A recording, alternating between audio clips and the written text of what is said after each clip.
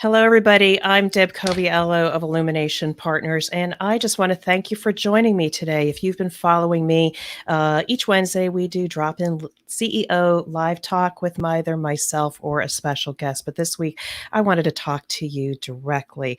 And so, if you've been following me, I am so excited about the CEO's Compass, your guide to get back on track. We are launching our series. We are going to have this book available to you as a resource later in 2021. But the reason why I'm coming to you today is because I want to talk to the senior business leader who is going through rapid change. This book, this resource is exactly for you. And while I am talking to you specifically, the caveat here is that the lessons and the insights that I share with you in this book are applicable, whether you're an emerging leader, somebody mid career and stuck, but especially if you've been an amazing person in your career for quite some time, and then you get to a point where the environment changes. You're going through rapid change. The CEO's Compass is your guide to get back on track. So let me just go into this a little bit. And we are trying out some new technology today. So bear with me because there are some things that I want to share with you that I think are really, really helpful. So we're going to share just a little bit. So there's that amazing book cover that I'm bringing to you. There are three things that we're going to go through today. So again, it'll take about 5 minutes to go through this. So just stay with me. The reason what I'm going to talk to you a little bit is behind the scenes. How did I arrive at the CEO's Compass? Because when I started collecting my insights about how I saw that I was off track in organizations, and as I work with senior business leaders, how they're off track, it wasn't always a compass. So we're going to go into a little bit how we arrived at that, and then we're going to put this in context. I wrote this week about 3 signals that you have a transactional leader in your organization and not somebody that's going to get back to you on track. So, we're actually going to take you into the CEO's Compass assessment tool and talk to you about how that tool can be key to identifying if you're ever going to achieve peace of mind, which is your true north. And finally, what we're going to talk to you today are additional resources. If you're new, I'll share some old resources. If you've been following me, we're going to talk to you about how you can get more information about the CEO's Compass. So let's get started here. So, moving to what was a house. This used to be my 7P influence model. And, it's kind of boring as I think about it in retrospect, though I spoke at the World Conference for American Society for Quality, as well as a couple other organizations. And it does resonate with people. When you look at how to strategically get your business back on track, when you look at the pillars of people, process, platforms, or tools, those are typical areas where people make changes to get performance or results. And usually in the foundation, there's something that's nice that people don't necessarily remember, maybe principles, values, compliance, etc. But over time, I found the framework was just not enough. And I came to realize that unless we have a firm foundation in understanding the people's pride, and in this context, it's their unique gifts or special talents, and sometimes their past and culture, leaders will say, oh, we understand this, but you know what? At the end of the day, I have seen what happens when you don't take the time. So I added this to the framework as well as peace of mind or the outcome, because when leaders, your transactional leader, focuses only on a result. It looks good in the short term, but it's not sustainable. They don't ever achieve peace of mind or the outcome. So that's where it all started. But moving along, I quickly realized this is not going to resonate with senior business leaders. It resonates with certain people's within the service or operations perspective, but it wasn't the path forward. So later I realized we don't need to fix all of these things. Senior leaders are already very talented. There are usually a lot of things that already work.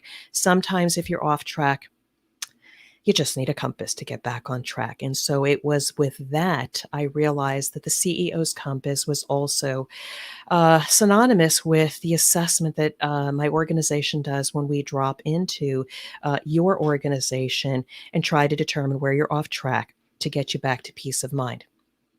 So we're going to go into something that is an output of an assessment of an organization that had just transactional leaders. And a transactional leader is a person that will drop into a situation, there's sometimes your firefighter that will take charge, take care of the situation. Customers are happy, but you know what? Later, it's not sustainable. So let's just take a look at an example of the CEO's Compass assessment tool. And you will see at the top is True North. That's peace of mind where we're trying to get to. And it is on a 1 to 5 scale. 5 is the ultimate. And as you go around it, these are the different compass points. But what I share with you as I went through an assessment of somebody that's a transactional leader, this is the profile. And I will talk about 3 things that I want to point out why this leader is never, or this organization with these kinds of leaders are not going to get you to peace of mind. You will not get sustainable results. So let's talk about the first thing that I have seen. You notice at the far top right where there's purpose, you get an average score of about 2.5. Leaders will come in and talk about purpose to the rank and file, but they will score low because it's just words. They don't actually spend the time with their people to really articulate what is important. And then what you will find is performance really high. They are getting the results. They're knocking it out of the park. So on the surface, they look like we can high five. We're getting what we want. But then look at the southwest corner people. They didn't spend enough time elevating the capability of the people. So all the talk of having a purpose and everybody aligning on the purpose and really putting out the fires and getting those results, when they don't spend enough time with the people and that low people score, you notice you're not at peace of mind. You don't have a high score in peace of mind. So just be careful when you see high performance, but the people score and the purpose score are kind of low. It's not sustainable. So let's look at the second characteristic of a leader that is purely transactional. You'll find that platform, Northwest, they got high scores because they brought in a new tool, a new piece of software, new systems, new processes. These are the things that are going to solve the problem in the organization. And they may be right. It may be that efficiency or that improvement to serve your customers. The problem is, if you look at it in the context of the lower part of the compass, pride and past.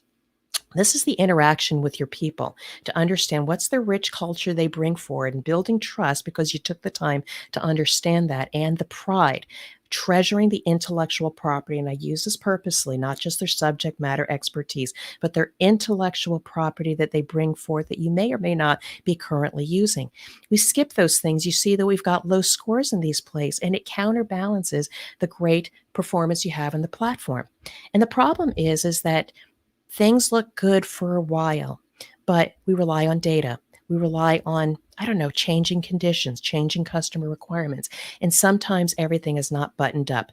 And at the end of the day, we rely on our people to solve the problems as they interface with these platforms and servicing customers or the business issue. And if we haven't spent the time, they become heads down.